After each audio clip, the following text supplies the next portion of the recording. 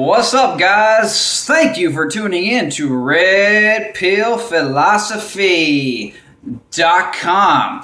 Now, I have an interesting article here that went viral just about a month ago. A little behind on this one. It's called "Marriage Isn't for You," and it's from the website SethAdamSmith.com. Article by Seth Adam. Okay, guys, if you guys have been following my work for a while, you've heard my views on marriage. I don't hate you if you're married. I don't hate married people. My point is that I simply wonder, why is it that if you love somebody, you have to have contracts and restraints in place with that person? Now, I know not all marriages are necessarily bound by those. A lot of people just get wrapped up in the tradition of it. But for the most part, I think, from my own experience anyways, most married couples have certain statutes of limitations. They have limitations in place on what their partners can and cannot do. You want to go out with your friends? Well, I don't know hubby, I don't know if I want you to go out past midnight with your friends. Even though the husband would like to, he's going to sacrifice that for the woman he says he loves and the one in the marriage.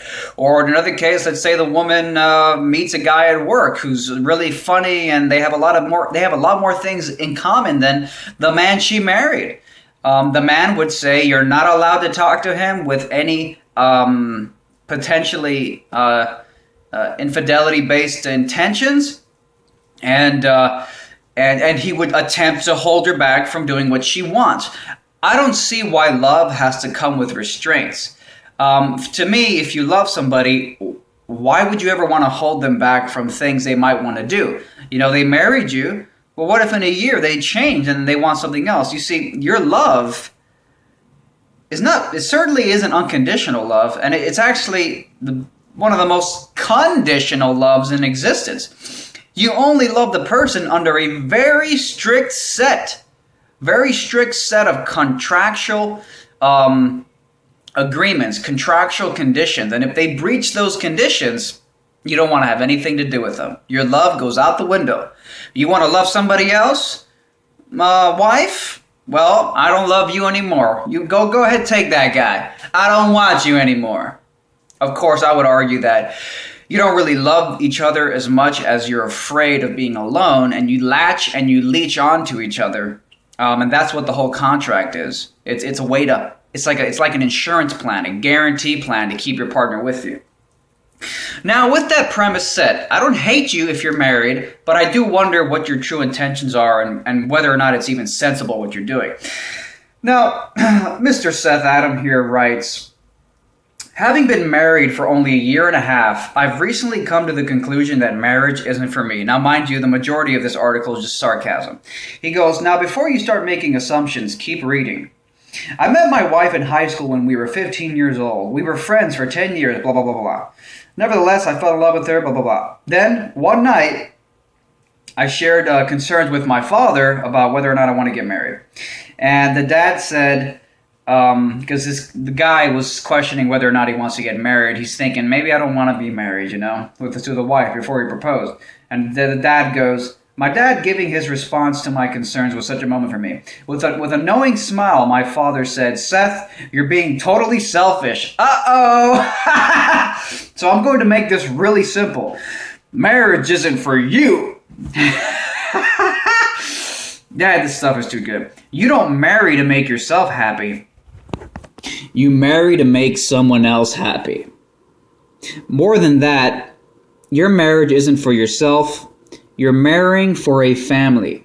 Not just for the in-laws and all that nonsense, but for your future children. Who do you want to help to raise them? Who do you want to influence them? Marriage isn't for you. It's not about you. Marriage is about the person you married. That's what his father told him. Then Seth goes on to say, it was in that very moment that I knew that Kim was the right person to marry. I realized that I wanted to make her happy, to see her smile every day, to make her laugh. I wanted to be part of her family, and my family wanted her to be part of ours. And thinking back on all the times I'd had seen her play with my niece, blah, blah, blah. Now, here's the ridiculous part here. First of all, he says, it was in that moment that I knew that Kim was the right person to marry. I realized that I wanted to make her happy. Now here he says, no true marriage. Actually, right before that, he goes, my father's advice was both shocking and revelatory. It went against the grain of today's Walmart philosophy, which is if it doesn't make you happy, you can take it back and get a new one. And he goes, no, a true marriage and true love is never about you. It's about the person you love, their wants, their needs, their hopes, and their dreams. Selfishness demands, what's in it for me? While love asks, what can I give?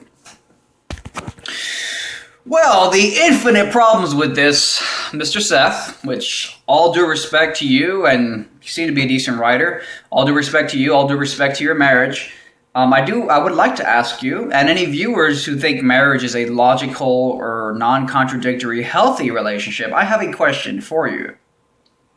Well, number one, in the article, you make it seem like it's not about you, that you're not being a selfish person because you're not focusing on yourself. You're doing it for your wife. You write, no, a true marriage and true love is never about you. It's about the person you love, their wants, their needs, their hopes, and their dreams. Well, if it's not about what you want, then why did you just write right here? Right before that, you wrote, I realized that I wanted to make her happy. I realized that I wanted to make her happy. Wait a minute. I wanted? What? I realized that I wanted to make her happy. Wait a minute, but you just said, no, a true marriage and true love is never about you. It's about the person you love, their wants, their needs, their hopes, and their dreams. Selfishness demands what's in it for me, while love asks, what can I give? Wait a minute. Selfishness demands, are you claiming you're not being selfish? Wait a minute. Right here you said, I realized that I wanted to make her happy. Wait a minute. If you wanted to make her happy, then that's what you want. So if you go out and you actually commit your life to make her happy, that's exactly what you want. You're being selfish. You're doing what you want. This idea that committing yourself to another person makes you above selfishness is the biggest crock of dog shit that society is currently wrapped up in. And it justifies a lot of ignorant, self-righteous people who think that they're special now because they do favors for other people. You wanted to make her happy. You're not an altruistic person. Altruism is self-sacrifice. If you want to do something and you do it, that's not self-sacrifice. That's what you wanted to do. Wow. So that on its face is just silly, over-romanticized Disneyland nonsense. All right? It really is over-romanticized Disneyland nonsense. We really want to believe that people will love us unconditionally so much that we will delude ourselves and say, I'm not selfish. I commit my life to another person, even though you just wrote, I wanted to make her happy. So that alone is silly. You're not special. You're not altruistic. You're not taking part in any form of unconditional love because actually, if we scroll up here, I can't really get a good view of your wife, but she seems to be a very pretty woman. You know, look at this thin, culturally acceptable thinness of her body. Kind of hard to see in this computer screen, but yeah, that's a little better. You know, she looks like side of their face. She looks like a pretty woman by society's, you know. So wow, you love her, right? Oh, you love her unconditionally. It's not about you. But you're dating a woman who is socially accepted as attractive.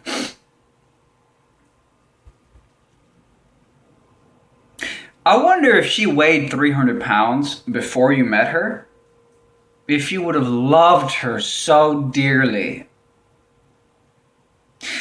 The problem with these silly articles, the problem with the gushy-hearted, mushy-hearted, heartwarming little, it makes me feel good, let me believe in it like I believe in some silly religion that's not real. these articles and this overall culture of wanting to regard marriage and unconditional love as something more than it is one of the most sickening things I've ever experienced. Nothing makes me more aggravated. I don't think anything, I mean, Jesus Christ, I don't think anything makes me more aggravated than selfishness masquerading as altruistic unconditional love. Like a Democrat, for example, who gets an ego boost out of voting Democrat because he or she has the conscience of a liberal, and they think they're really going out and helping the world. I'm such a good person. I'm going to fight for the poor. I want to go out there and save people. You want to? Oh, well, if you want to do it, where's the sacrifice? You're not moral for doing something you want to do. I want to go to Disney World. I want to eat a fucking cheeseburger. Don't make me fucking special. So that's one of the most frustrating things. But again, Seth, you don't love your wife. You might love her, but you love her through the filter of your selfish values. And clearly one of your selfish values is that you're married to a woman who is physically attractive. What could be more shallow and beyond the realm of unconditional love as the way she looks? Now, I don't think it's a coincidence that the woman you married is a pretty woman by today's currently arbitrary societal standards. Clearly, your selfish values, the fact that you get a kick out of knowing you're married to a woman who's attractive in that way, either because you find her attractive on a flesh level, or because you like the fact that you look like you've accomplished something great by having an attractive wife. So that's silly on its front, Mr. Seth. I mean, it's just, these articles, like, I really feel like they're funded by, like, crazy religious people, or maybe they're funded and put out there by, I don't know, like, fucking, look, here's another picture of, like, people. There's a marriage lobby out there. I don't know if you guys knew that. There's a marriage industry, the marriage industrial complex. It's out there. And, I really feel like sometimes these articles are put out because they go viral with this ridiculous kind of, like, excessive praise from people who support marriage. You're like, you see, read this article. You see, marriage is good. It is special and it is above evil self-interest. No, it's not. I mean, you cannot ask simple questions about what drives you, why you're in the marriage, but at the end of the fucking day, it all comes down to the same things. Ask a couple questions about what their motives are, and you see what drives them. So, some time ago, oh God, it gets worse.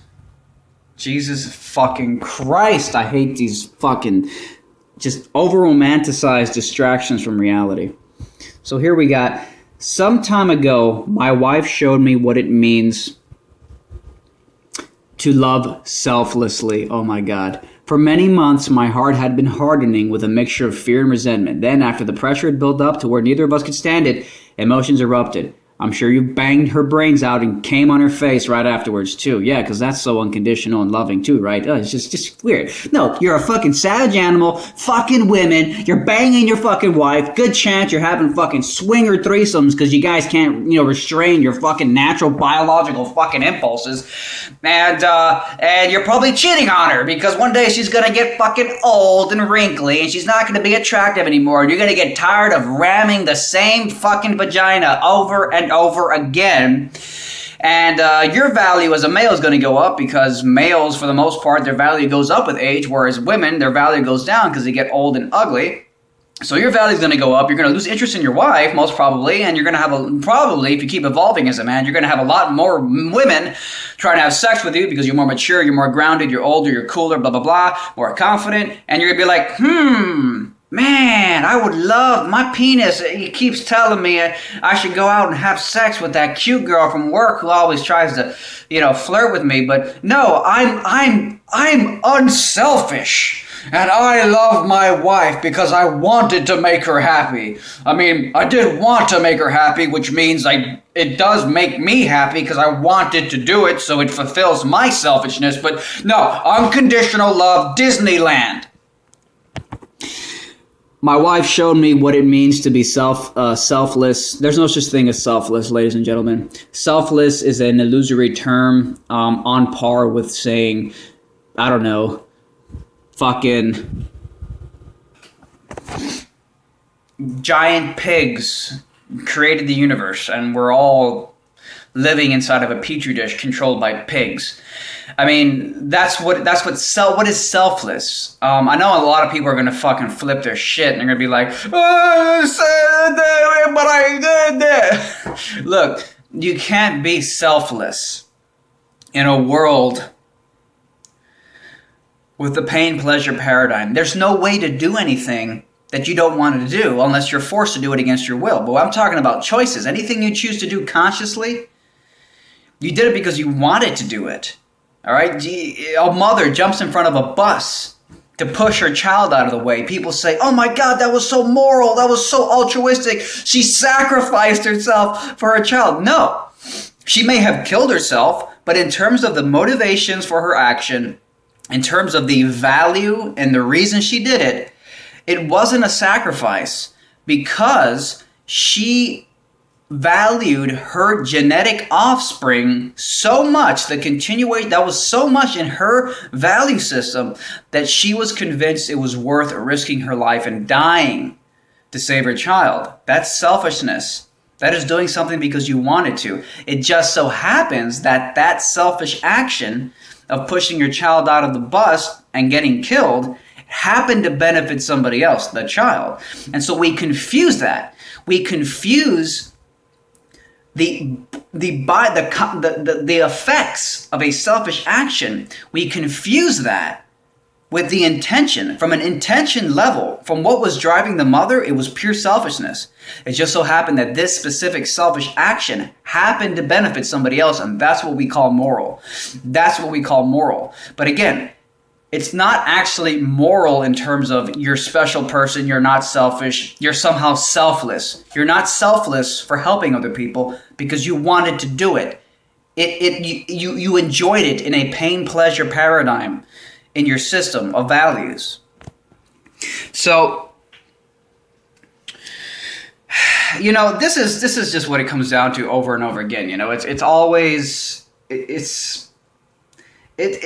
nice. It's nice to believe in these things. It's really nice to want to get warm-hearted and feel good about marriage, to feel good about, you know, loving people and unconditional love. But I haven't had a single person give me a solid, valid counter-argument to my views on this. Not a single one. And I think the reason for that is because either the people who try to give me counter-arguments aren't interested in being legit and consistent, and they're just coming from a place of emotion, which is why they're, you know, married in the first place, in many cases. Or there's a million reasons for it. But again, this idea that because you get, you know, just because you love each other and there's this temporary illusion on the surface between your exchanges that appears to be altruistic and unconditional and selfless, doesn't actually mean it is. And at the core, let's be honest, at the core, if you really loved her unconditionally, if all you really cared about was her, then why is it that if she breaches the specific contractual conditions of the marriage, that you will no longer love her, that you will most likely want to divorce her? If you truly loved her and you were truly being selfless and all you cared about was her, let's go back at it again, to see her. It's about the person you love, their wants, their needs, their hopes, and their dreams. Selfishness demands, what's in it for me? While love asks, what can I give? But what happens if your wife wants to have sex with the confident guy from work that's really funny and she's aroused by him?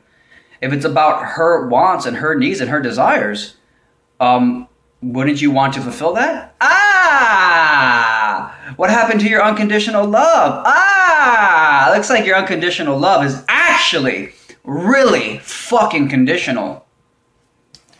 Red pill philosophy, Stay tuned. Cheap outro. Okay. Bye.